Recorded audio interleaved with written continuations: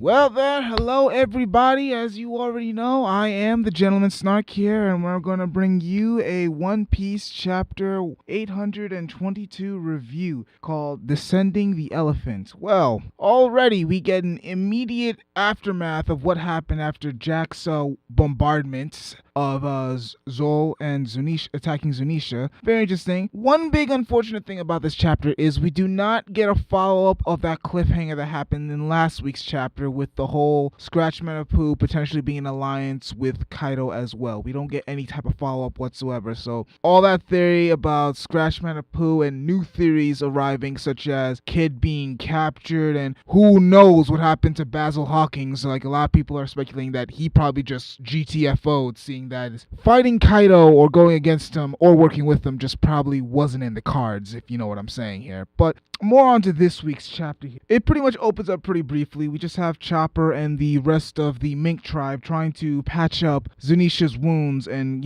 from the bombardment of Jack and patching up his legs and whatnot. The medical doctor from the Mink tribe, the goat, did say something very intriguing, very curious, and probably what's on everybody's mind here is, where exactly is Zoe going? Because it's been stated in the last chapter as well that Zoe has been committed some huge crime and has been forced to walk the earth for about 100 or 1,000 years here. So where exactly is Zunisha going? It makes you wonder, will this tie into the whole mystery of One Piece, to Raftel and all this mysteries unraveling here? Because what happened in those years? And will it also link to possibly Joy Boy and the other, Pluton and Poseidon, all those weapons here? A lot of speculations here, but let's just jump into the actual chapter itself here. We already have the teams of who's going to be going where. So we have Momonosuke and a good majority of the rest of the Mink tribes, the dogs part of it, are going to be staying behind, as Momonosuke seems that he wants to really communicate with Zunisha and to kind of understand the history between the Wano Kingdom, the Mink tribe, and all that kind of stuff. So very interesting to see how we can really explore the lore of One Piece and probably get some hints as to this whole Void Century business, as to what the heck happened and what exactly is the world government been trying so hard to hide. So many questions that need and must be answered here. So with Momonosuke staying behind, we are on the verge of getting those answers that we want so much. So that answers the question on where Momonosuke is going to be. Next, we have Nekomamushi's team, which is going to be going out to go find Marco. So very interesting. I'm very curious to see how they're going to pull off finding Marco, because after that whole battle, that whole revenge war between Blackbeard and Marco and the rest of the Whitebeard pirates got completely wrecked. It makes you wonder what exactly happened. Is Marco still the same person? And here's another thing. Here's something to think about. Did Marco get his devil fruit stolen? Now, that's something that we really need to look at here, because since he lost that revenge war against Blackbeard, when they find Marco, not only do I expect him to see wounded, but did he potentially lose his devil fruit? Now, because if we see Marco, he probably won't be the same as we've seen him before in the previous 2 years in Marineford. So potential that he lost his devil fruit here. That'd be something very interesting to see. And I don't know how exactly, if he loses devil fruit, I don't want to say Marco would be useless, but if he loses devil fruit, that'd be kind of a very a major loss on the whole Mink, Luffy, and Law alliance here. That'd be a major loss if when they find Marco, he doesn't seem to have his devil fruits. But that's neither here nor there. Next, we have Kinemon's team, which is going to consist of basically Laws, Krill, and Zoro, are going to be joining, and they're going to be going to Wano country. So kind of, it's not big surprise here. Some of the the main swordsmen of the team, they're all going to be going to Wano country and trying to see if they're going to liberate it, in a sense. Now, we don't exactly know what they're going to be doing in Wano country. We don't know if they're going to actually straight up trying to take back the country. We're going to do a bit of reconnaissance work here, because while Zoro doesn't have any type of sense of direction, and Kinemon seems to be more of the gung-ho type of person without really thinking first before he acts, Law's there. So with Law there, he'd probably be more of the cool, calm, and collected sense and try to tell them that to get some bit more reconnaissance, go undercover, that type of stuff here. So kind of interesting to see how they're going to be dealing with the whole Wano country aspect with Kinemon's team. Then next, we have have Whole Cake Island's team, the team that's going to be set to try and rescue Sanji, and that's going to consist of, well, we already know, Peckham's, Luffy, Brook, Nami, and Robin. So the team is going to be consisting of Luffy, Nami, Chopper, and Brook, and also Peckham's. And we also have Pedro is going to be a new member onto the team, because since nobody really in the Mink tribe has really been trying to find or defend Sanji, since he also helped liberate them from that when they were basically on death's door.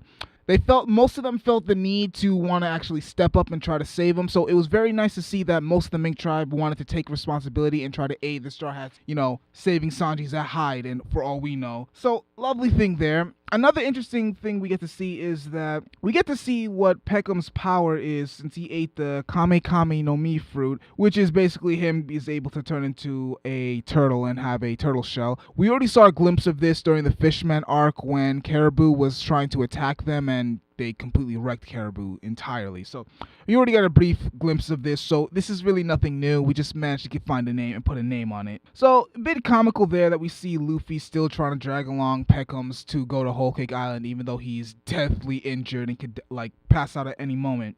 What I am very interested in, though, is when Nekomamushi assigned Pedro to the mission to try and help the Straw Hats get back Sanji, he pretty much stated that he's the only one that's really aware of Peckham's tendencies, so to speak. So I'm wondering, what exactly does that mean? Tendencies for what? Does he have a weird character quirk that's very common in One Piece? Or could it be, in a sense, to kind of keep him in line to continue helping the Straw Hats? Because keep in mind, though Peckham's is very grateful to the Straw Hats for saving his family and whatnot and the Mink tribe, at the end of the day, he's still part of Big Mom's crew. He's still loyal to Big Mom. It was just Capone that fucked up in that little transition that screwed him over. But at the end of the day, he's still part of Big Mom's crew. So maybe having Pedro there could help keep him in line, that even though he's working with Big Mom, they kind of keep him in line so he could stay and try and actually help the Straw Hats with, no funny business whatsoever. So good thing there. I'm not sure if there'll be some behind the scenes betrayal where Peckham's will turn on Big Mom. Personally, I rather doubt it. It kind of seems way too out of left field, even though Peckham's is a bit grateful for what the Straw Hats did. But like I said, I find that kind of unlikely that he'd betray Big Mom, but it's still a possibility. So having Pedro there kind of does give a bit of perspective at what could potentially happen in this side of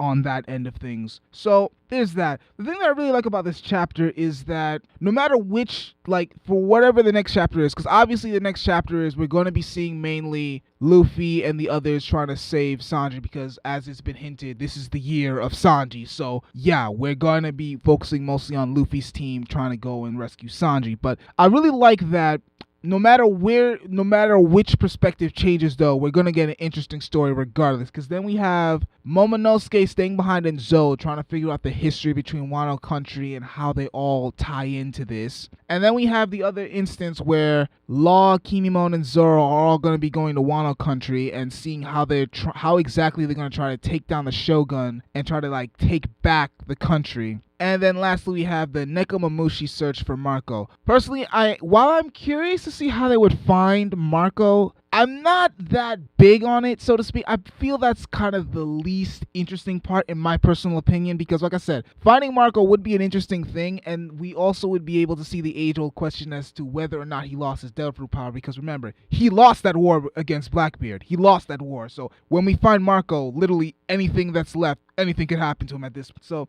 personally, I kind of think that's one of the least interesting things in my personal opinion, because we still don't know how exactly they'll be able to do that, but it'd still be interesting nonetheless. And one more interesting thing about this chapter is that Nami gets her weapon pretty much gets upgraded. Once again, we see Usopp basically upgrades her climb attack to the max, making it able to extend bigger and smaller, able to just make weather attacks out of nowhere, basically she's turning into a weather witch or weather wizard, whichever terminology to use here. So because of that, we can always guarantee that she's gonna be that in this arc, in the rescuing Sanji arc, she's gonna be shot. She's definitely gonna be shining, getting some a bit character development to show off her new weapon. So that's very nice there. I can't wait to see that because we have not really seen Nami kind of go all out since, I want to say, maybe the Innie's Lobbies arc. We haven't really seen Nami really go out and since that arc here. So I'm really hoping we get to see her really shine in this when it comes to saving Sanji in this arc. So lovely news there. So basically, to sum up the ending of this chapter, basically we have a bit of a farewell, a see you later to all the teams there as they all gonna go off and do their thing, and the next thing you know, Luffy does his typical thing and he just grabs his team and just jumps off. Literally jumps off the Sunisha. So bit comical there.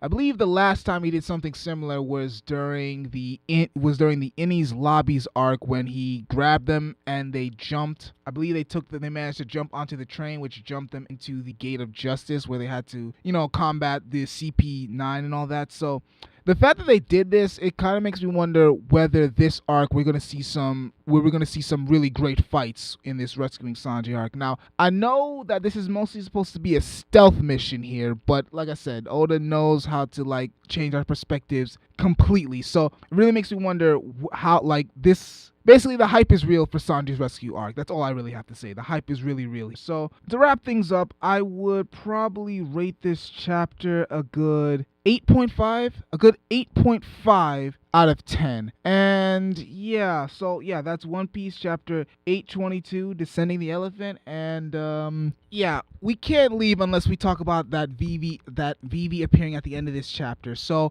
I'm not sure what exactly Vivi's going to be doing here. I suspect that at the end of the Dressrosa arc, we had some glimpse of King Riku said he's going to try to assemble other kingdoms together, just because, well, I believe it's called the Reverie or something. So we might see Vivi there. That's probably where Vivi is going. So very interesting to see here.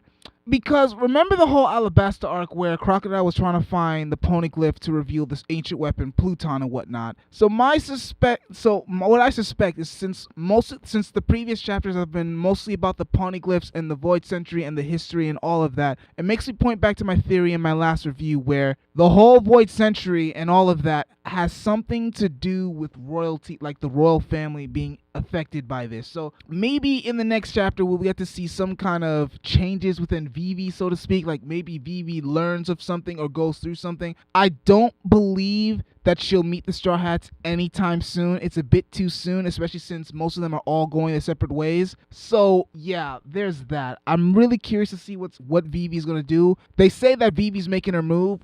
We have no idea what's gonna happen. I doubt she's gonna come back to the Straw Hats once again. Like I said, it's a bit too soon and out of left field. So all I know is I can't wait to see this chapter. I can't wait to see the next chapter. Once again, One Piece chapter 822, Descending the Elephant. Because Vivi returns, I'm gonna give this chapter an 8.7 out of 10. So yeah, there's that. That's it for me. I'm the Gentleman Snark, as always. Hope you enjoyed this review. Please be sure to like, comment, and subscribe, as you will also follow us on Twitter. That's @MeetsWest. We really would appreciate that. So until next time, guys, see ya.